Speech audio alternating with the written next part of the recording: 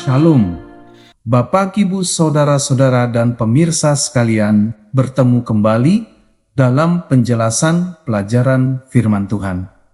Hari ini, Rabu, tanggal 10 bulan Juni tahun ke-2026.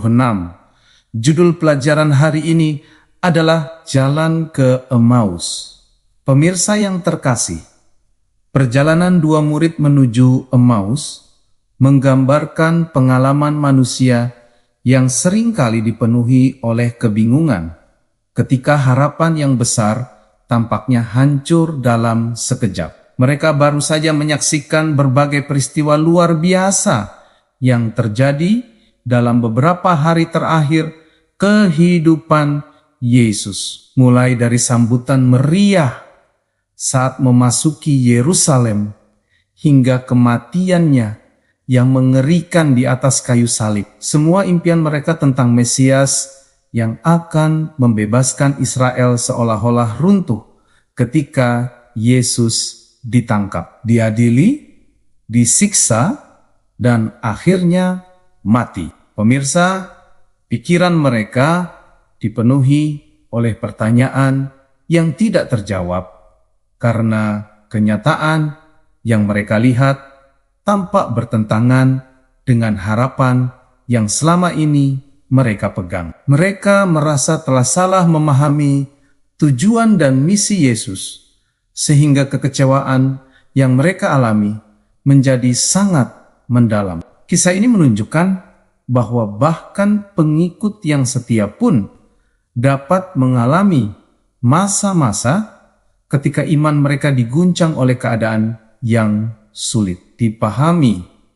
Saudara sekalian, ketika kedua murid itu berjalan menuju Emmaus, mereka sedang membahas berbagai peristiwa yang membuat hati mereka sedih dan kecewa. Namun mereka tidak menyadari bahwa Yesus sendiri sedang berjalan bersama mereka. Kehadiran Yesus yang tidak mereka kenali menjadi gambaran penting bahwa Tuhan seringkali menyertai umatnya, bahkan ketika mereka merasa sendirian dan ditinggalkan. Menariknya saudara, Yesus tidak langsung menyatakan identitasnya, melainkan terlebih dahulu mendengarkan keluhan dan kebingungan mereka dengan penuh kesabaran. Setelah itu Yesus mulai menjelaskan kitab suci dan menunjukkan bahwa penderitaan Mesias sebenarnya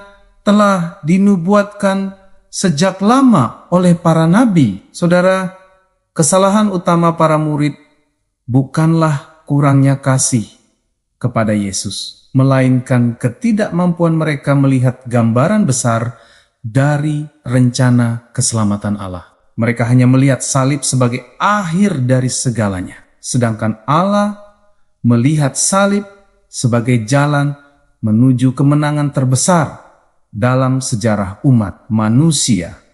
Bapak, Ibu terkasih, percakapan antara Yesus dan kedua murid itu mengajarkan bahwa cara pandang manusia seringkali sangat terbatas dibandingkan dengan hikmat Allah yang sempurna. Dari sudut pandang para murid, kematian Yesus adalah kegagalan total yang menghancurkan semua harapan mereka tentang masa depan. Namun dari sudut pandang Yesus, semua peristiwa itu adalah bagian dari penggenapan rencana keselamatan yang telah ditetapkan sejak awal. Bapak, Ibu, apa yang tampak sebagai kekalahan ternyata merupakan kemenangan atas dosa dan kematian. Apa yang tampak sebagai akhir ternyata merupakan awal dari kehidupan baru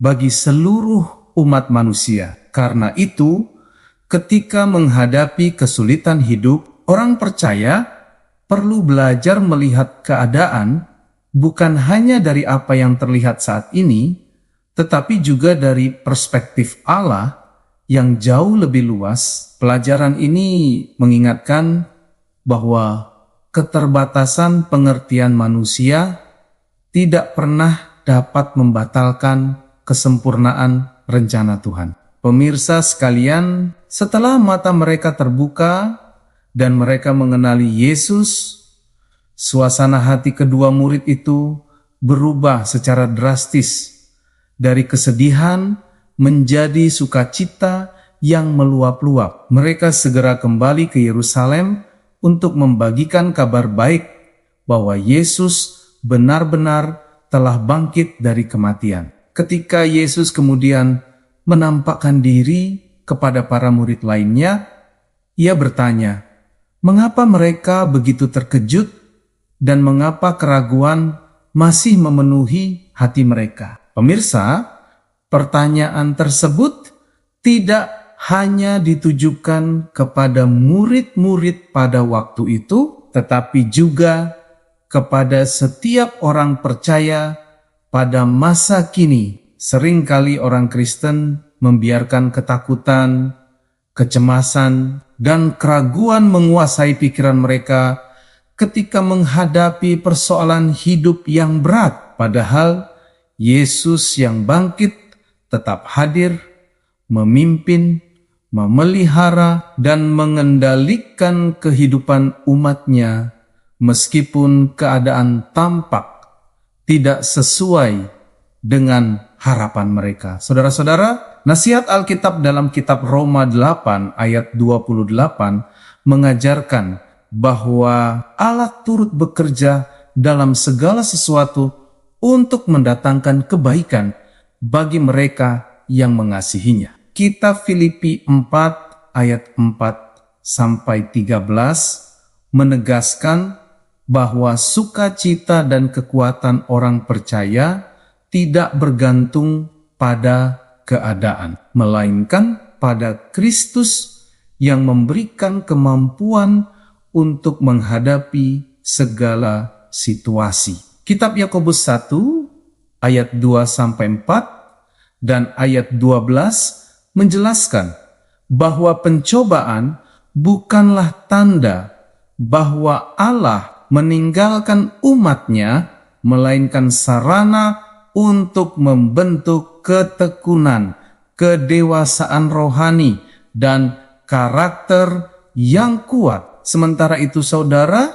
kitab 2 Korintus 12 ayat 9 dan 10 mengingatkan bahwa kuasa Allah justru menjadi sempurna ketika manusia menyadari kelemahan dan ketergantungannya kepada Tuhan. Melalui berbagai ayat ini, Alkitab mengajarkan bahwa kemunduran tidak selalu berarti kegagalan, melainkan seringkali merupakan bagian dari proses pembentukan ilahi. Oleh sebab itu, orang percaya dipanggil untuk memandang setiap tantangan dengan iman dan keyakinan bahwa Allah sedang mengerjakan sesuatu yang lebih besar daripada yang dapat mereka lihat saat ini. Bapak Ibu terkasih, ada 3 pesan utama yang dapat disampaikan kepada seseorang yang sedang mengalami kemunduran berdasarkan pelajaran ini dan kitab 2 Korintus 1 ayat keempat. Pertama, Allah tidak pernah meninggalkan umatnya meskipun mereka tidak dapat merasakan atau melihat kehadirannya secara langsung, sama seperti Yesus yang berjalan bersama kedua murid di jalan menuju Emmaus. Kedua, setiap kesulitan memiliki tujuan ilahi yang mungkin belum dipahami saat ini, tetapi pada waktunya Allah akan menunjukkan bahwa Ia sedang mengerjakan sesuatu yang baik melalui pengalaman tersebut. Ketiga, penghiburan yang diterima dari Tuhan harus dibagikan kepada orang lain yang sedang menderita, sehingga pengalaman pribadi bersama Allah menjadi sarana untuk menguatkan sesama. Bapak Ibu, ketika seseorang memahami bahwa Allah tetap memegang kendali